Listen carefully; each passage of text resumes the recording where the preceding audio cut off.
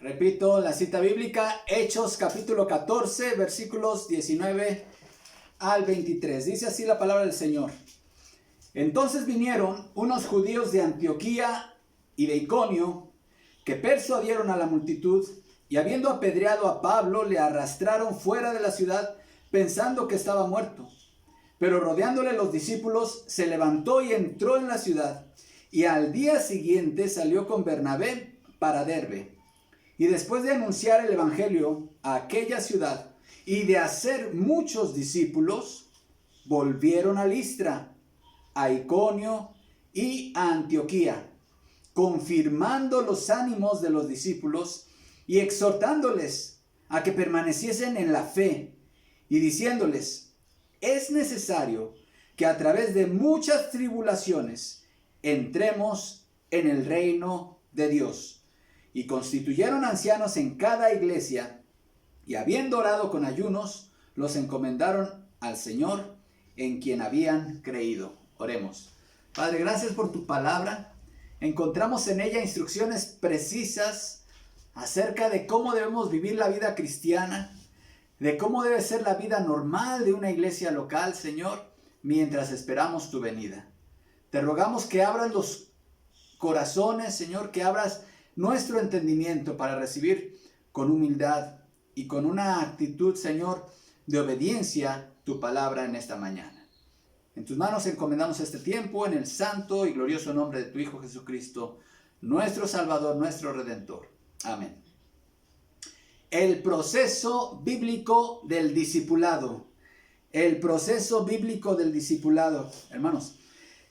Y quisiera iniciar esta exposición, hermanos, haciendo referencia a cuál es el principio rector de la existencia humana. Escuchen con atención esto.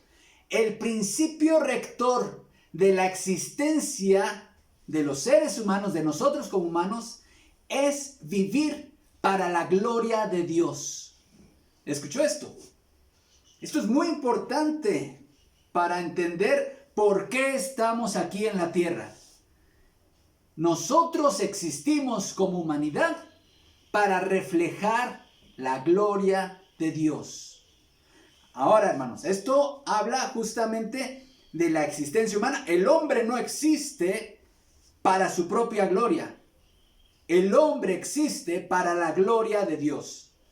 Pero también, hermanos, el principio rector de la vida cristiana es el mismo: vivir para la gloria de Dios. ¿Por qué nos salvó Jesús? ¿Por qué nos sacó del reino de las tinieblas y nos trasladó a su amado reino, hermanos? No para nosotros, para su propia gloria, para que vivamos, para que seamos para alabanza de la gloria de su gracia, dice la carta a los Efesios. Entonces, existimos como humanos para la gloria de Dios y somos cristianos para la gloria de Dios. Y ese es el propósito, hermanos, ese es el principio rector. Nunca debemos perder de vista cuando el ser humano deja de vivir para la gloria de Dios, ha dejado la razón por la cual, ha abandonado la razón por la cual existe. Y cuando un cristiano, alguien que se dice cristiano, no vive para la gloria de Dios, no está justificando su existencia en el reino de Dios. Ahora, ¿qué significa esta expresión vivir para la gloria de Dios, hermanos? Bueno, este concepto de la gloria divina, de la gloria de Dios, en el Antiguo Testamento es referido con la palabra Shekinah, la palabra hebrea Shekinah, que representa ese resplandor majestuoso de la presencia de Dios cuando ésta se hacía manifiesta, sobre todo en aquel tabernáculo, primero en aquella montaña, en el monte Sinaí, después en el tabernáculo y después en el templo.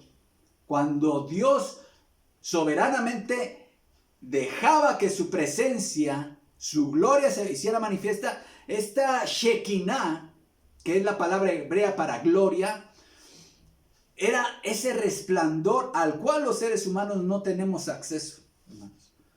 La gloria de Dios hace referencia a su majestad, a la suma de todas sus perfecciones divinas, de todos sus atributos.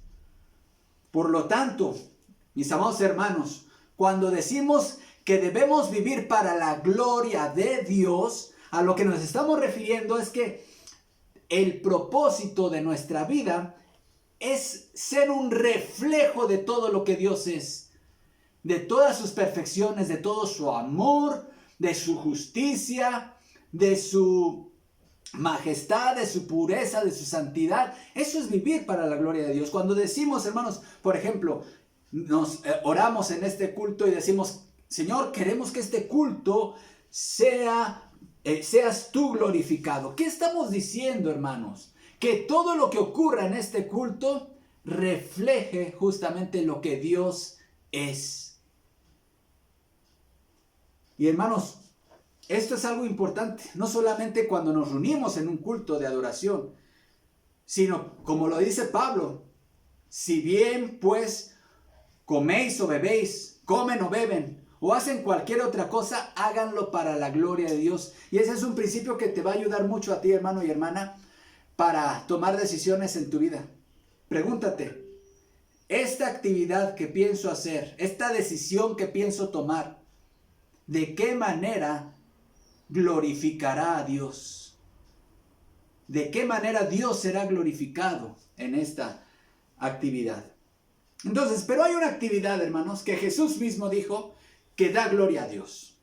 Y les invito a ir a Juan capítulo 15, versículo 8. Juan 15, 8. Aquí está Jesús hablando de la unión en este sermón de Jesús llamado el Sermón del Aposento Alto. Jesús tiene como audiencia a sus 12 apóstoles y les está predicando un sermón majestuoso, un sermón sublime, excelso, hermanos, sobre varios temas, pero está abordando aquí el tema de la unión con Cristo. Si tú eres cristiano, tú tienes una unión con Cristo que trasciende el tiempo y el espacio y la eternidad, ¿sí? Y todo lo que hacemos, lo hacemos en Cristo. Recuerden, todo lo puedo en Cristo que me fortalece. Somos hechos en Cristo. Esta expresión de la unión del cristiano con su Señor, con su Salvador, se debe de reflejar en fruto. Recuerden que Jesús está aquí utilizando la metáfora de una vid, el árbol, el arbusto que produce uvas. Dice, yo soy la vid, ustedes son las ramas. Ustedes son las ramas. ¿Qué se espera de una rama? Que dé fruto, ¿sí? Todos hemos tenido en nuestras manos un racimo de uvas, ¿verdad? Y entonces, hermanos, nosotros somos esas ramas de donde cuelga el fruto. Y note lo que dice el versículo 8. En esto, ¿qué dice? Es glorificado mi Padre. Ya dijimos, ¿cuál es el principio rector de la existencia humana? Glorificar a Dios, que Dios sea glorificado.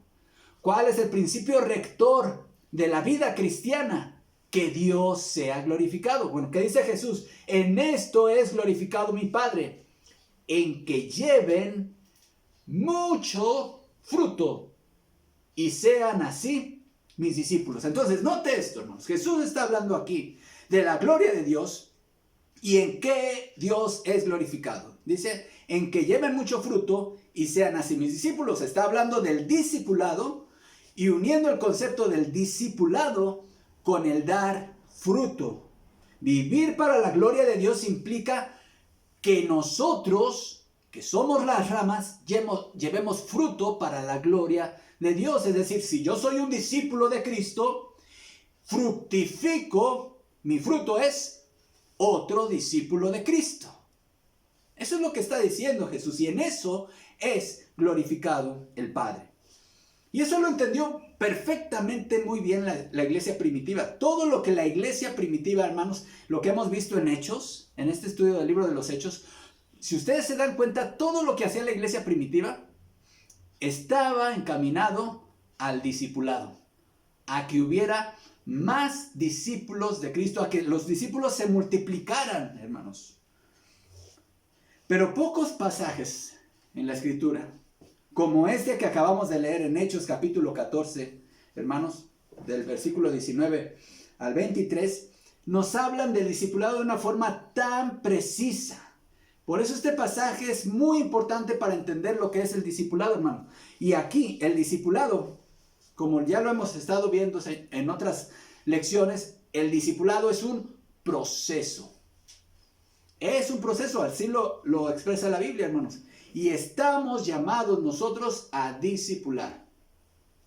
Una iglesia, hermanos, que puede estar muy llena de actividades, puede estar muy llena de programas y de ministerios y tiene una organización excelente.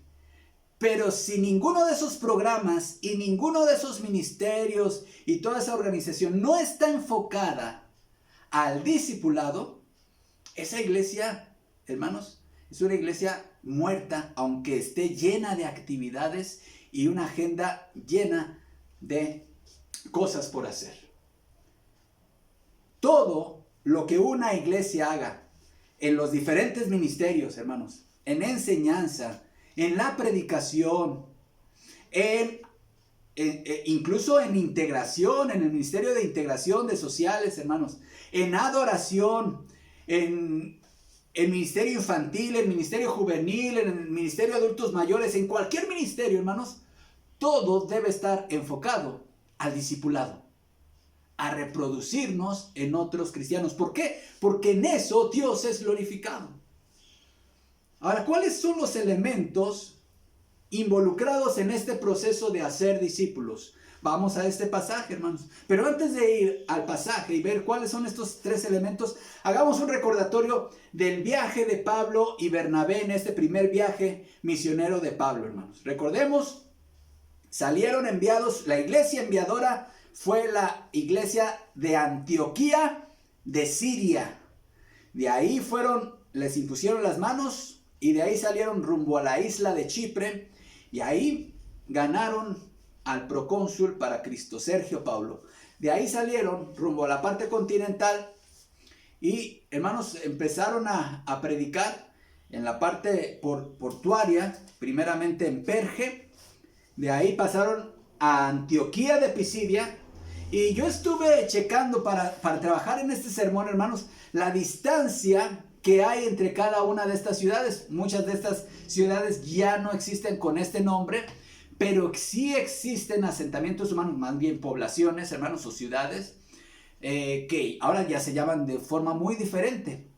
Y ahora con la maravilla del Google Maps, uno puede ver cuántos kilómetros hay de un punto a otro y cuánto tiempo se hace uno caminando. Note, de Perge, Antioquía, de Pisidia, hay 196 kilómetros.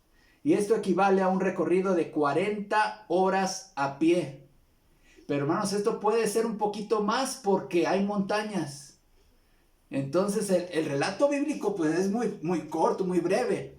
Pero en realidad tuvieron que pasar de Perge, que es el puerto, a Antioquía de Pisidia. Son 196 kilómetros a pie. Esto, hermanos, hay comentaristas bíblicos que dicen que es muy probable que este primer viaje del misionero de Pablo haya durado 2 años en total por los kilómetros recorridos. Ahora, de Antioquía de Pisidia a Iconio, que fue el otro punto, hermanos, hay 150 kilómetros, 31 horas a pie. De Iconio a Listra, 36 kilómetros. De Listra a Derbe, 112 kilómetros, hermanos. Y Derbe fue el último punto, que es el que nos lleva a este sermón de esta mañana. Pero ¿cuáles son estos 3 puntos o 3 elementos del proceso de discipulado, hermanos? El primer paso, y para los hermanos que toman nota, tomen nota. ¿Cuál es el primer paso en el proceso de discipulado? Evangelizar, proclamar el evangelio. Note lo que dice el versículo 21. Voy a leer desde el 20. Pero rodeándole los discípulos se levantó y entró en la ciudad y al día siguiente salió con Bernabé para Derbe. Muy probablemente Pablo estaba pensando en ir a Tarso, su ciudad natal, porque estaba en esa dirección, pero el Espíritu Santo determinó que Derbe fuera el último punto de su ministerio en este primer viaje misionero. Recordemos que le había pasado a Pablo, hermanos, lo habían apedreado. La oposición judía viajaron desde Antioquía de Pisidia y de Iconio y llegaron hasta Listra y convencieron a esos paganos que los estaban adorando y que los confundieron con Júpiter y con y con mercurio. Y después de adorarlos, hermanos, esa multitud que los estaba adorando como dioses paganos, después los estaba apedreando. Y a Pablo lo apedrearon. Pero es impresionante, hermanos. Yo no sé si usted notó en la lectura, pero vean lo que dice el 19. Y habiendo apedreado a Pablo, le arrastraron fuera de la ciudad pensando que estaba muerto. Imagínense, hermanos. Así estaba la condición de Pablo. Pero rodeándole los discípulos, yo creo que los discípulos fueron a cargar el cuerpo que pensaban que era un cuerpo muerto para enterrarlo y darle sepultura. Se levantó y entró en la ciudad. Y al día siguiente salió con Bernabé para Derbe. ¿Qué fortaleza le dio la gracia de Dios a Pablo, no creen, hermanos? ¿Quién de ustedes, quién de nosotros haríamos un viaje al otro día después de que nos apedrearon y nos creyeron muertos? Pablo, dice, se levantó, entró a la ciudad y al otro día hizo un recorrido de 22 horas a pie, de 112 kilómetros a Derbe. Eso solamente se explica por la gracia de Dios que le da a sus siervos, hermanos. Solamente esa es la explicación. Pero vean qué hizo Pablo, lo que hicieron Pablo y Bernabé en Derbe. Versículo 21, y después de anunciar el evangelio a aquella ciudad. Este es el primer paso del discipulado. Hermanos, evangelizar. Anuncia el evangelio. Proclama el evangelio. Proclamar el evangelio es la actividad que inicia el proceso de hacer discípulos. Y aquí, hermanos, debo explicar dos conceptos bíblicos que están aquí en este pasaje.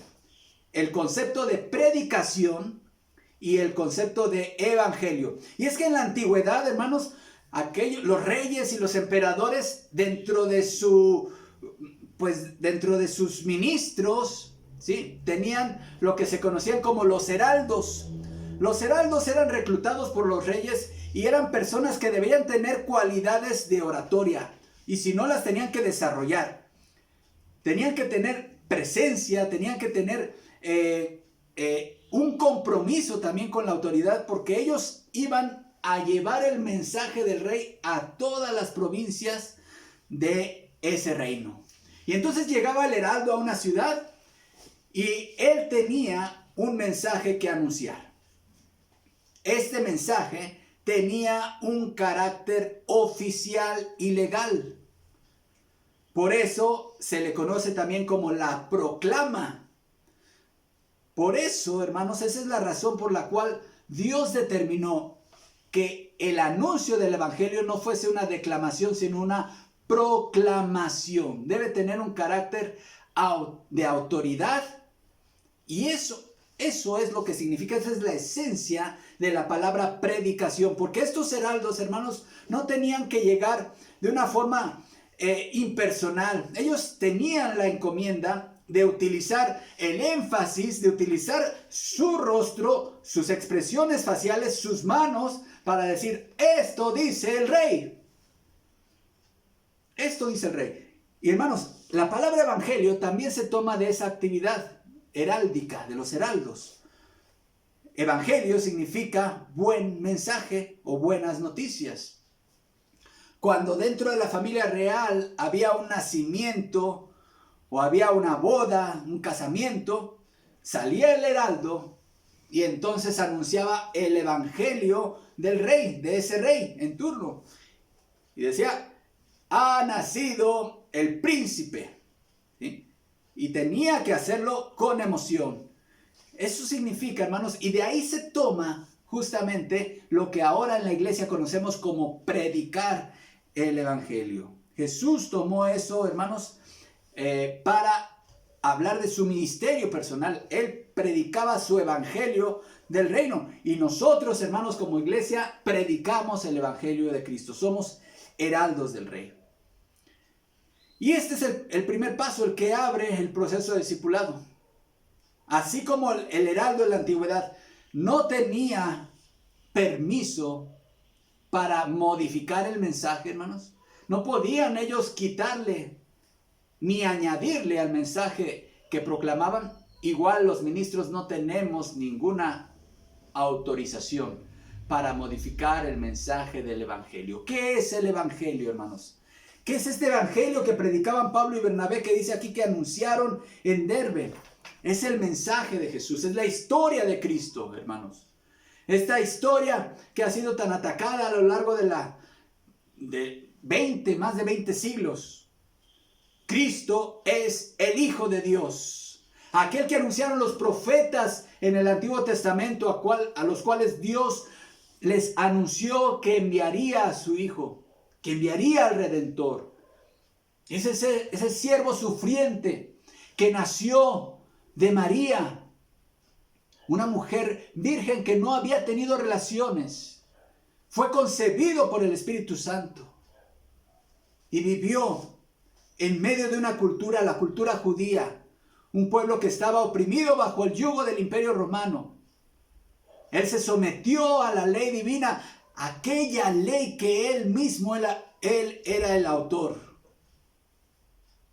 Este hombre, Jesús de Nazaret, un hombre de carne y hueso, no mitad Dios, mitad hombre, sino 100% Dios, 100% hombre, vivió la experiencia humana que tú y yo hemos vivido.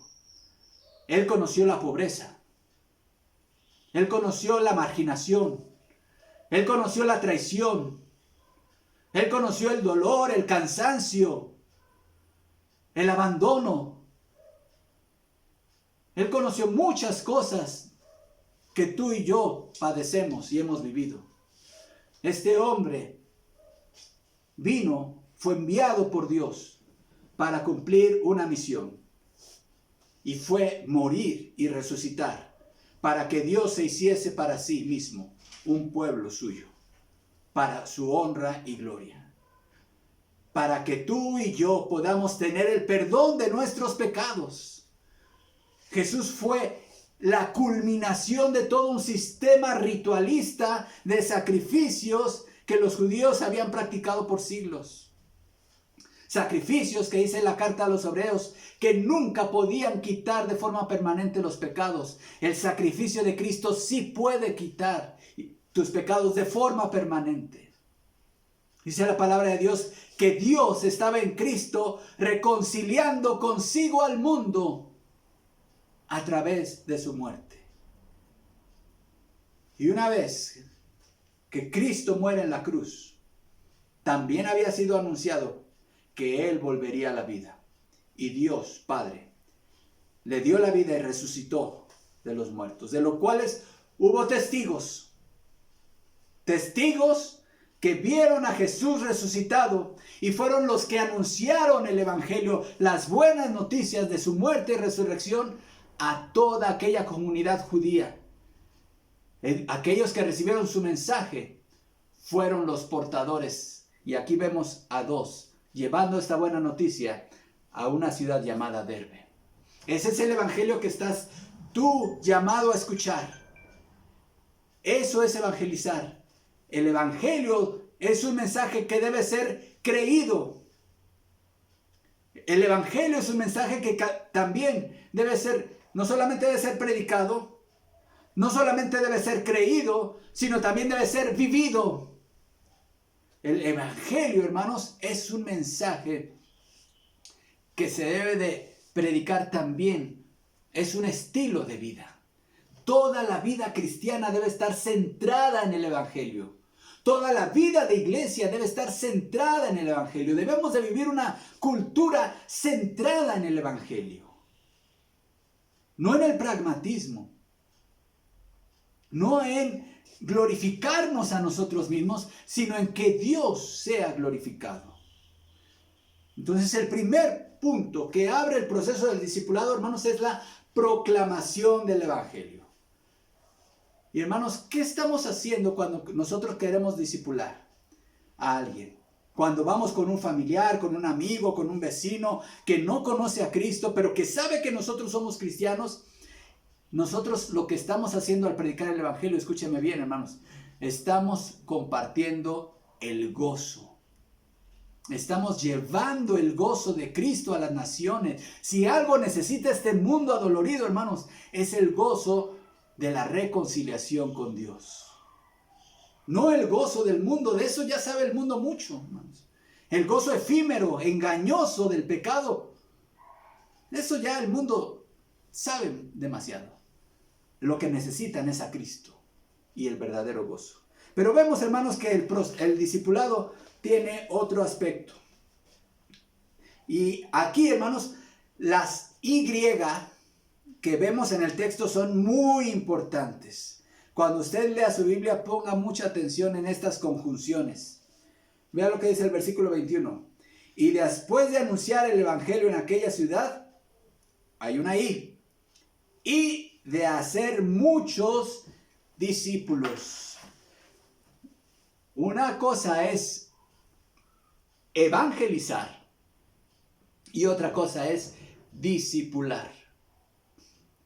Cuando tú le anuncias el evangelio a alguna persona, es muy importante que también la discipules.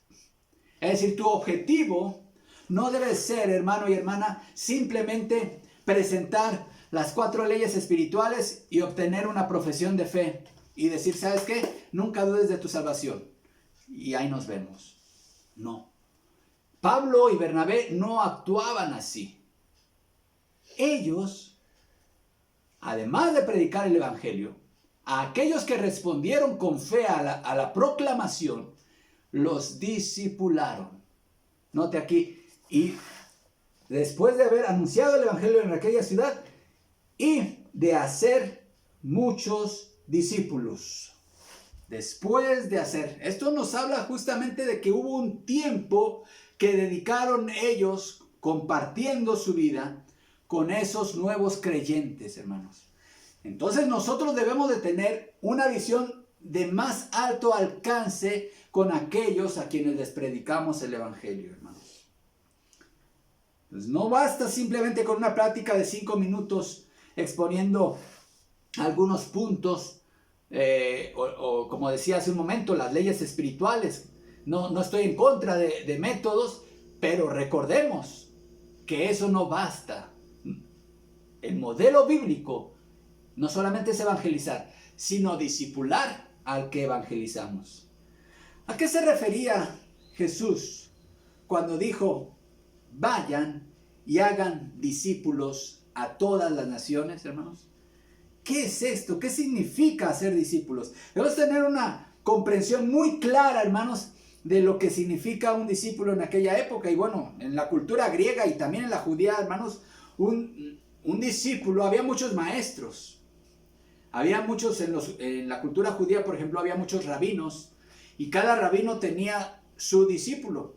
Pero desde la época del Antiguo Testamento vemos el proceso del discipulado como algo muy real. Por ejemplo, vemos que en el caso de Josué, Josué fue discípulo de Moisés. En el caso de Eliseo, Eliseo fue discípulo de Elías. ¿Sí? Eran personas a quien Dios colocó como modelos para preparar al sucesor de un ministerio. Y todos nosotros, hermanos, debemos de tener alguien en quien reproducirnos. Alguien que nos vea a nosotros como el modelo para que ellos imiten a Jesús. Para que ellos imiten. Eso es la esencia del discipulado, hermanos.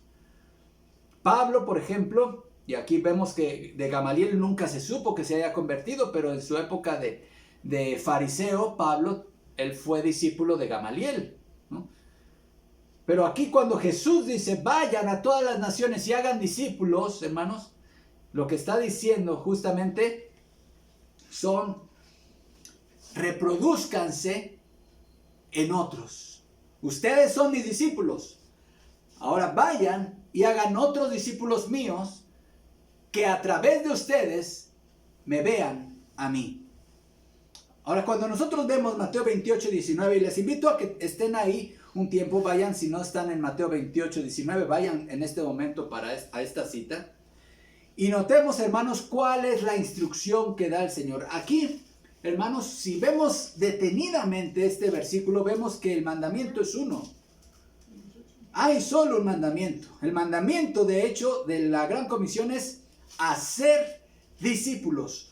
Todo lo demás son instrucciones de cómo llevar a cabo ese mandamiento. ¿Cuál es el mandamiento? Vean, dice, por tanto, id y haced discípulos a todas las naciones, bautizándolos en el nombre del Padre y del Hijo y del Espíritu Santo, enseñándoles que guarden todas las cosas que os he mandado, y aquí yo estoy con ustedes todos los días hasta el fin del mundo. Noten, hermanos, aquí la traducción de la Reina Valera no nos ayuda mucho para entender la primera parte del versículo. Pero en realidad el texto griego dice, y yendo, hagan discípulos. Yendo, hagan discípulos a todas las naciones. Por lo tanto, hay tres verbos, hermanos, en el original que están en lo que nosotros llamamos en forma de gerundio. ¿Sí? En forma de gerundio. Yendo, bautizando y enseñando. Estos tres verbos en gerundio, hermanos, son el cómo debemos cumplir el mandamiento. Es decir, el ir a ser discípulos es el qué. El yendo, el bautizando y enseñando es el cómo, hermanos. Es el cómo. Y vemos que entonces este pasaje se puede leer así. Yendo, vayan discípulos, hagan discípulos a todas las naciones, bautizándolos en el nombre del Padre y del Hijo y del Espíritu Santo y enseñándoles que guarden todas las cosas que os he mandado. ¿Cómo debemos hacer discípulos? Yendo. Quiere decir, mientras vives tu vida, entre tanto que caminas, entre tanto que esperas la venida de Jesús, haz discípulos. Es decir, habla de un estilo de vida, hermanos. Escuchen muy bien, hermanos. La vida cristiana y la vida de iglesia debe estar caracterizada por un estilo de vida. Hacer discípulos. Esa debe ser nuestra, no una cosa extraordinaria, no algo programado, no una campaña, ¿sí? Debe ser el estilo de vida normal de toda iglesia. Eso significa la expresión yendo. Pero después dice bautizando, hermanos. Cuando nosotros vemos que el bautismo, y lo vemos en Hechos y en otras epístolas, la Biblia enseña del bautismo a creyentes. No está justificado en el Nuevo Testamento ni en ninguna parte de la Escritura, hermanos, el bautismo a personas que no son capaces de hacer una profesión de fe. ¿Sí? Como decía un pastor bautista en alguna ocasión, algunos me atacan y me han dicho, ¿qué? ¿A poco usted no bautiza ni bebés? Le digo, claro que sí, yo bautizo bebés, pero hasta ahorita no ha llegado un bebé gateando, confesando a Jesús como Salvador, diciéndome yo soy un gran pecador y creo en la muerte de Cristo y que Él murió por mis pecados y le he entregado mi vida. Cuando llegue un bebé así, yo a ese bebé lo bautizo. No es un tema de edad, es un tema de que sea capaz de hacer una profesión de fe. Y gloria a Dios por los bautismos. Y hermanos, yo no tengo ningún problema con la edad tampoco. Yo he bautizado en este breve ministerio que tengo, pastoral que llevo, hermanos de 10 años de edad, pero que han creído en Cristo Jesús, que han hecho una profesión pública de fe en Cristo Jesús. Entonces, nadie puede ser bautizado bíblicamente si antes no ha creído. ¿No ha creído en qué? En el Evangelio. Entonces, el bautizando, aquí está implícito, hermanos, el predicar el Evangelio. Entonces, es hacerlo de una forma yendo, es decir, mientras vamos, pero también, hermanos, proclamando el Evangelio y enseñando. Quiere decir que el discipulado implica también, dentro de otras cosas, un proceso de enseñanza. Hermanos, y aunque el pasaje no dice que Pablo y Bernabé, seguramente así lo hicieron, hermanos. Ellos fueron, el pasaje sí nos dice que predicaron el Evangelio, pero fueron bautizados, porque no puede haber bautismo sin antes haber predicado el Evangelio, como ya lo dije, e involucraron también a los creyentes de Derbe en un proceso de enseñanza, como lo vamos a ver en el siguiente punto. Entonces recordemos, hermanos, evangelizar es apenas la parte inicial del proceso de discipulado. Si esa persona a quien tú le anuncias el Evangelio manifiesta creer en Cristo y es una profesión de fe. Ahora, dale seguimiento para que llegue a ser un discípulo y se bautice. Vemos ahora el tercer punto, hermanos, del discipulado. Y voy a seguir con la lectura en el versículo 21. Y después de anunciar el evangelio a aquella ciudad y de hacer muchos discípulos, volvieron a Listra, a Iconio y a Antioquía. Note el 22. Confirmando los ánimos de los discípulos, exhortándoles a que permaneciesen en la fe y diciéndoles: es necesario que a través de muchas tribulaciones entremos en el reino de Dios. Y constituyeron ancianos en cada iglesia, y habiendo orado con ayunos, los encomendaron al Señor, en quien habían creído. Ya discipulaste. Muchos se han preguntado, en qué momento termina el proceso de discipulado? ¿Terminará cuando concluyen el curso de discipulado 1, discipulado 2, discipulado 3? ¿Terminará acaso cuando se bautizan los hermanos? Dice, ya se bautizó, ya es miembro de la iglesia, ya démosle un cargo. No. ¿Cuándo termina el proceso de discipulado? Bueno, en un sentido muy estricto, hermanos, no termina mientras estemos en esta tierra.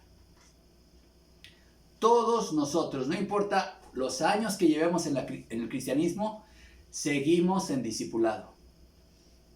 ¿Por qué? Porque seguimos creciendo en el conocimiento y en la gracia de Dios, hermanos. Pero, en un sentido práctico, podemos decir que alguien ha llegado a la madurez cuando ese discípulo, alguien que fue discipulado, ya está listo para hacer otro discípulo. Cuando alguien ya está listo para reproducir el ciclo, reproducir el proceso en su propia vida y ministerio, entonces está listo. Y a eso nos lleva la confirmación, hermanos. El apóstol Pablo y Bernabé no se quedaron contentos simplemente, mira, sí hubo oposición en Antioquía, en Iconio, en Listra, en Derbe, gracias a Dios, parece ser que no hubo oposición, pero damos gracias a Dios porque se lograron fundar iglesias en esta región. No, ellos no se quedaron contentos simplemente con esto. ¿Qué hicieron? Recorrieron la ruta de regreso, hermanos. Note, versículo 21, perdón. Y después de anunciar el evangelio en aquella ciudad y de hacer muchos discípulos, volvieron a Listra. Listra, la ciudad donde los estaban adorando, donde apedrearon a Pablo. Luego a Iconio y Antioquía. Es el mismo trayecto, hermanos, pero nada más que ahora de regreso. ¿Por qué se regresaron por ahí? Porque si de Derbe la iglesia de Antioquía ya les quedaba en línea recta. Porque tenían que confirmar a los nuevos creyentes, a los nuevos discípulos. Tenían que dejar establecido liderazgo en esas iglesias que ellos habían fundado, hermano. Así que el proceso del discipulado, hermanos, implica, de acuerdo a este pasaje, tres cosas. Implica la exhortación. Note, hermanos. Versículo 22. Confirmando los ánimos de los discípulos. ¿Cómo lo hicieron? ¿Cómo los confirmaron? Primero, con exhortación. Exhortándoles a que permaneciesen en la fe. Amados hermanos que se bautizaron el pasado 27 de junio, que me están escuchando, los exhortamos en el amor del Señor y en el nombre de Jesucristo a que ustedes permanezcan firmes en la fe. Eso es lo que como iglesia estamos para servirles en este crecimiento espiritual. Pero es muy importante que ante las pruebas ustedes permanezcan firmes en la fe, porque eso nos lleva al siguiente punto, que implica también la confirmación de los discípulos, hermanos. Versículo 22, y diciéndoles, es necesario que a través de muchas tribulaciones entremos en el reino de Dios. Hermanos, la vida cristiana es difícil en el sentido de que enfrentaremos tribulaciones. No engañemos a los que discipulamos. no engañemos a los que evangelizamos. Alguien ha dicho, hermanos, que si alguien no quiere problemas, que no se convierta al cristianismo, porque el cristianismo va a multiplicarte tus problemas. Ser cristiano implica pasar por pruebas.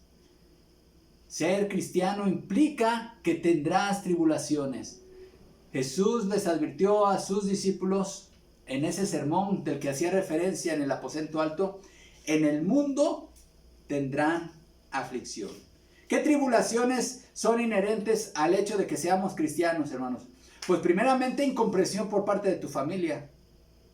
Ahí es la primera experiencia que vas a empezar a resentir. Y algunos de mis amados hermanos nuevos creyentes ya están viviendo esta etapa de enfrentar oposición con los integrantes de su propia familia, simplemente por su deseo de seguir a Cristo. Hermanos, quiero decirles, no desmayen, permanezcan fieles en la fe. En todo el mundo hay cristianos que están padeciendo las mismas cosas que ustedes. Habrá oposición, pero también vas a tener incomprensión por parte de tus vecinos, de tus compañeros de trabajo, por parte de las gentes que te conocían y que te conocieron antes de ser cristiano y que les agradabas como eras, abierto de mente, abierto a ciertas cosas, y ahora que ya eres cristiano, que ya no andas en las cosas que andabas antes de ser cristiano, pues ya la gente, esos amigos de fiestas, amigos de parrandas, amigos de antros, amigos, etcétera, pues ya no te van a ver muy bien. O sea, vas a perder amistades seguramente, pero vale la pena porque aquí se habla de ¿qué? Del reino de Dios. Es necesario que a través de muchas tribulaciones entremos ¿en qué? En el reino de Dios. Todo vale la pena por entrar en el reino de Dios. Pero vean la última parte, hermanos, de la confirmación. Implica que esos nuevos creyentes estén bajo el liderazgo de personas maduras calificadas. Vean, tienen que estar en el seno de la iglesia local. Y constituyeron, versículo 23, ancianos. Aquí ancianos se refiere a pastores, hermanos. Y note la pluralidad, hermanos. ¿Está en singular o está en plural? Está en plural. Lo hemos enseñado en esta iglesia y esa es mi convicción, hermanos. Escuche muy bien. Toda iglesia local debe aspirar a la pluralidad de pastores, no importa el tamaño de la congregación. Ese es el modelo bíblico, hermanos. La pluralidad de pastores es una bendición para la iglesia. Y toda iglesia debe de aspirar justamente a esto. Siempre que la palabra ancianos, refiriéndose al ministerio pastoral en el Nuevo Testamento aparece, siempre estará en plural. ¿Por qué? Porque ese es el modelo bíblico de toda iglesia. Claro, al principio pues podemos empezar teniendo un solo pastor, pero la iglesia siempre debe tener esa visión de aspirar a la pluralidad de pastores. Y se constituyeron ancianos, pastores, en cada iglesia. Y habiendo orado con ayunos, esto se refiere a que los ordenaron, hermanos. Hubo ordenación al ministerio. Los encomendaron al Señor en quien habían creído. ¿Cómo termina el proceso del discipulado, hermanos? Cuando un discípulo ya fue exhortado a permanecer firme en la fe, pero también, hermanos, continúa en este proceso de crecimiento en la palabra de Dios a través de la comunión con la iglesia local. Debe de formar parte de una comunidad cristiana, pero también esa comunidad cristiana debe estar dirigida espiritualmente por ancianos, gente calificada. Si tú quieres conocer qué cualidades deben tener estos pastores, las personas que dirigen las iglesias, y es que, hermanos, vivimos tiempos bien difíciles. Tiempos en donde el cristianismo está siendo ofendido y está siendo mal visto por la sociedad debido a que vivimos una crisis de líderes calificados en las iglesias. Pero la primera carta a Timoteo, hermanos, nos da los requisitos que deben tener estos pastores. Palabra fiel. Si alguno desea ser pastor, buena obra desea. Pero es necesario que el pastor sea irreprensible, es decir, irreprochable. Marido de una sola mujer, sobrio, prudente, decoroso, hospedador, apto para enseñar, no dado al vino, no pendenciero, no codicioso de ganancias deshonestas, sino amable, apacible, no avaro, que gobierne bien su casa, que tenga a sus hijos en sujeción con toda honestidad, pues el que no sabe gobernar su propia casa, ¿cómo cuidará de la iglesia de Dios? No un neófito, no sea que envaneciéndose caiga en la condenación del diablo. También es necesario que tenga buen testimonio de los de afuera, para que no caiga en descrédito y en lazo del diablo. Ahora alguien ha dicho, este perfil es muy alto. Hermano, no es alto, esto es lo que se espera de todo varón cristiano. Todo varón cristiano así debe ser su estilo de vida. Sobrio, prudente, hospedador, marido de una sola mujer, un padre ejemplar.